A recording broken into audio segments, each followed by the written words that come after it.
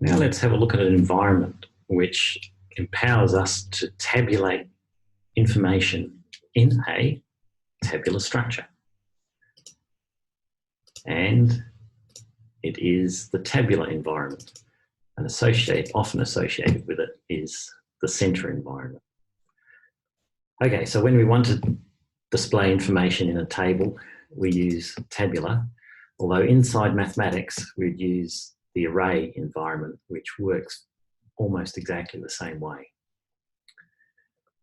Okay, the tabular environment is a more sophisticated environment because it's got an argument as well as the material that goes in the body of the environment. Right, so it starts and finishes the same way, begin tabular, end tabular, but immediately following the tabular is an argument that I'll describe shortly. And then the body is the information that you wish to tabulate. Right, and because a table has got a sort of well-defined structure, you need to tell LaTeX what are the boundaries. What does it have to align up vertically and horizontally, all that sort of stuff. So that's what the extra characters are in here. So what I've highlighted will typeset a table of 4 rows and 3 columns.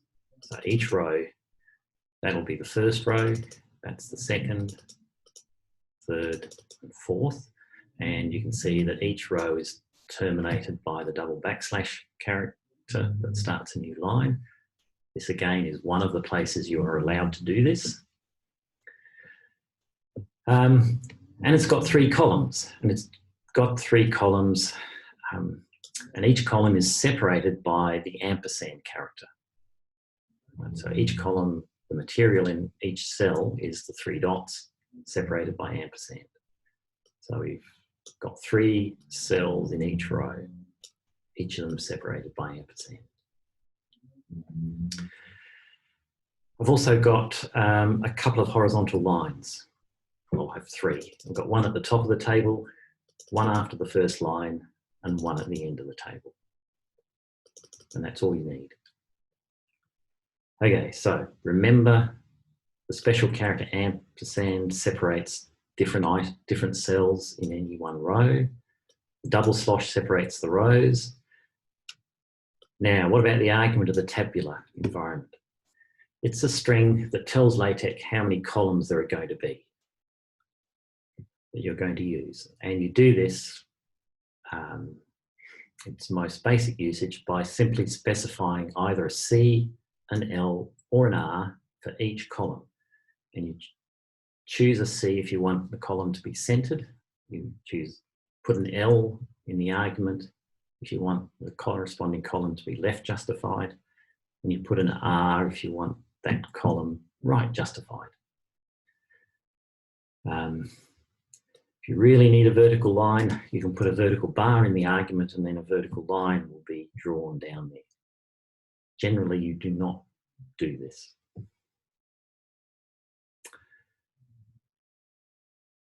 So what is this issue about line? I've said you can do it, but don't, or do it sparingly. I cannot emphasize how strongly that you should do it sparingly. Right? There are many commercial typesetting packages out there which put lines everywhere in a table. This is abysmal typesetting practice. Right? And it's just abhorrent that because all of these commercial software packages put these horizontal, vertical lines everywhere, people think that's the correct thing to do. It is not. The correct thing to do is to let the tabular structure work for you at the lowest level. So if your table has got blocks, if you have a block of information here and a block of information there, separate them by a line. So that's why I've got a line here, because the first line is going to be a heading. And because it's a heading, it's different from the content. So there's a line to separate. Other than that, there's no need for lines. Even separating them from the surrounding text is maybe not necessary. Okay, so the document that we've been working with doesn't have a table, but we can put one in. So let's have a look. And in that document, you'll see that generally we'll want a table to appear in the middle of a page. So you put it in the center environment. Let's find it. So what I did was at the end of the document, I created a table of fractal dimensions. And here it is. And it's got begin tabular, end tabular.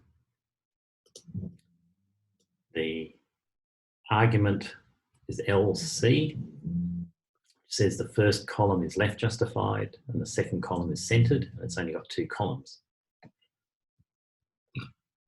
See, you've got a heading line surrounded by H lines. And then we've got 7 lines of information about various objects and their fractal dimension. Right. Oh, and lastly, that's put inside a center environment. So let's have a look and command click to go there. There it is. Beautiful.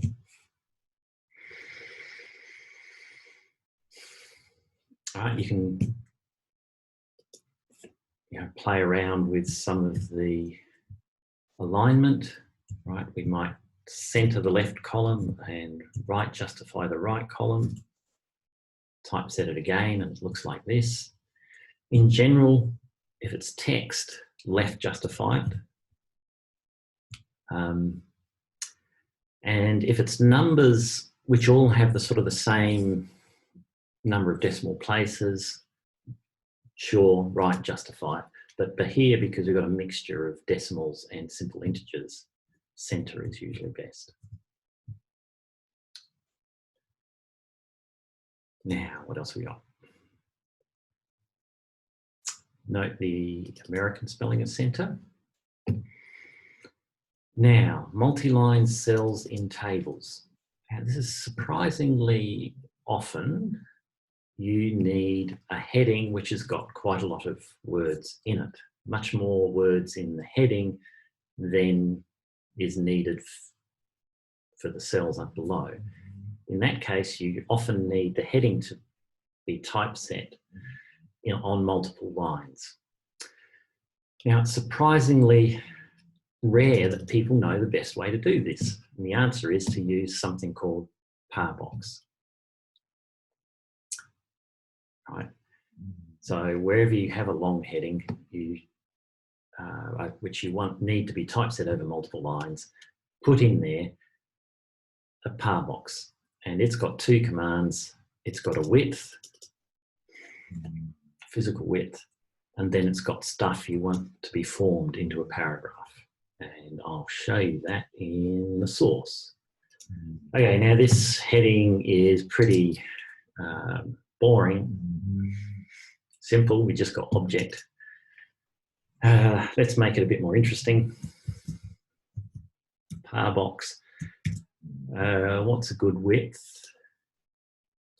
Let's say 8M is a width. And you might say, what is 8M? Well, an M is a printer's measure. Those who play Scrabble know that, or other word games. And it's the width of a capital M. So by saying parbox 8M, it's saying form a box that's of width equal to 8 capital M's.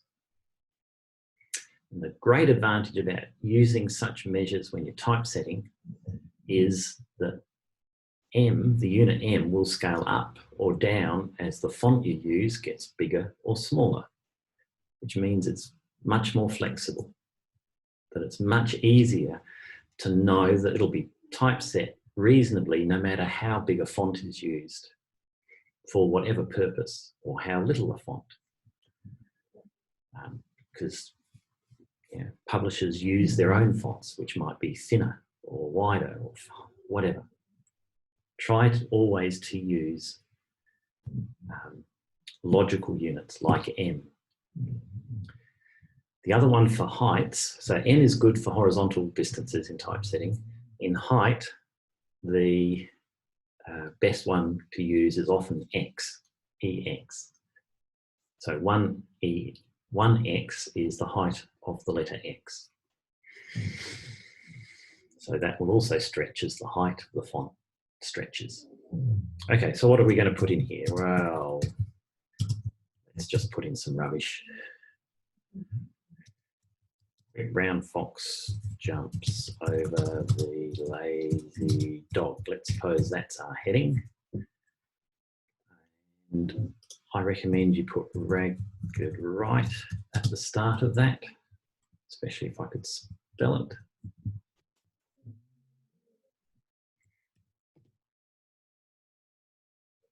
And there it is. So you've got our table with our long heading of this column, short heading for the other column, that's fine. And the log heading has been typeset onto multiple lines. And it's all done in one little chunk like that. That's the way to do such long headings. Now, the other sort of table is when you want, one or two short sentences making up the cells of the table. And you might think, oh, well, I need to do a par box to do that. And the answer is yes, that's easily possible. But what you then do is you put it as a cell specifier. So as well as C, L, or R, you can also have P and put a width 8M. And what that means is typeset whatever is in the cell in a par box of width 8M. Right, so this again is two columns, and the first column is always going to be par boxes of width 8M. Let's typeset that. And you can see it actually makes very little difference. It's a slight difference in that this is now not ragged right. So the interword spacing is a bit stretchy. But what happens is that par box is applied to every one of those left-hand cells. So if we had a really long cell here, something like the cock curve is a classic curve to show infinite length. You see all that information is now typeset over multiple lines.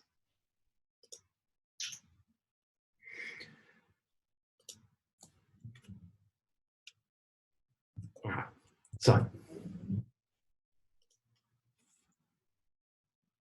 that's tabular and environment.